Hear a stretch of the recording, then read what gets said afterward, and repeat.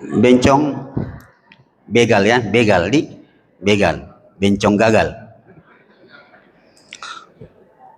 Umumnya dia dikembalikan ke hukum asal dia.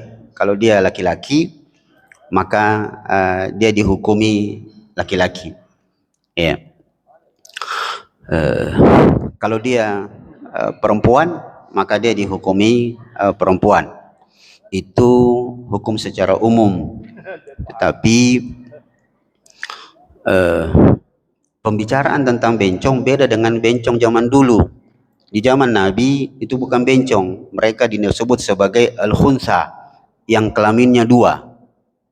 Jadi dalam pembahasan fikih itu disebut bahkan tentang pembagian warisan. Kalau ada khunsa, orang yang dua kelaminnya, maka dilihat yang mana dominan. Jika dominan kelamin laki-laki, maka dia dihukumi laki-laki. Jika dominan kelamin perempuan, maka dia dihukumi perempuan. Tapi itu khunsa namanya. Beda dengan orang sekarang. Memang sengaja ganti kelamin. Itu maka terlaknat. Saya tahan dulu Pak jawabannya, sebab yang setahu saya orang itu dihindari. Dia terlaknat.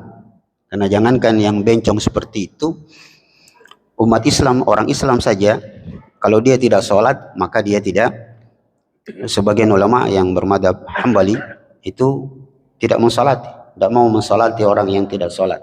Nah, sedangkan bencong itu adalah manusia terlaknat. Jangankan setelah matinya, dalam keadaan hidup saja, Umar bin Khattab memerintahkan kaum muslimin untuk mengeluarkan orang-orang yang gaya bicaranya, gaya jalannya, yang istilahnya kalau dia laki-laki mak leme-leme, gemulai, itu disuruh dikeluarkan. Bahkan dan itu diadopsi oleh orang tua kita dulu. Saya pernah dikasih tahu kakek saya, bapaknya bapak, jangan lalu kau bersentuhan dengan bencong, cilaka kau. Ternyata betul, itu diambil dari perkataan Umar, mengusir, beliau memerintahkan seluruh kaum muslimin untuk menjauhi, bahkan mengusir orang yang gaya bicaranya dan itu gaya ganti kelamin. Ya, itu tidak boleh. Maka saya tahan dulu Pak sebentar untuk jawabannya, sholatnya untuk bencong, sebab dia manusia terlaknat.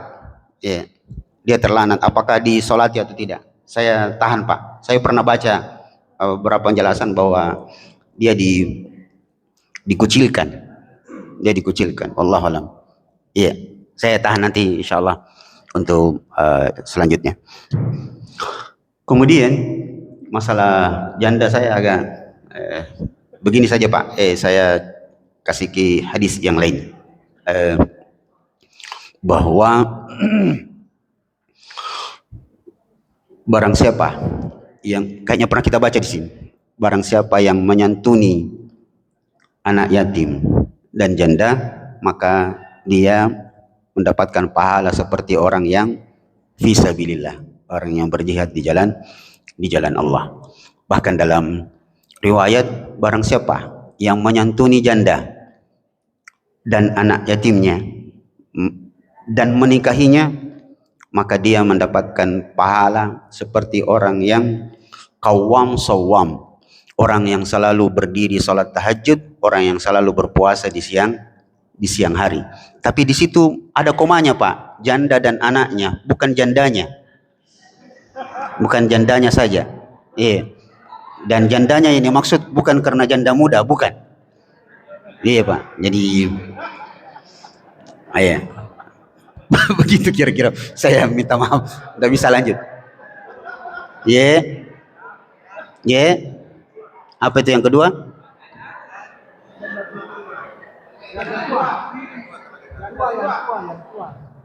Janda tua, iya kalau memang butuh untuk disantuni, kan menyantuni janda tidak mesti dinikahi, santuni saja dan seterusnya.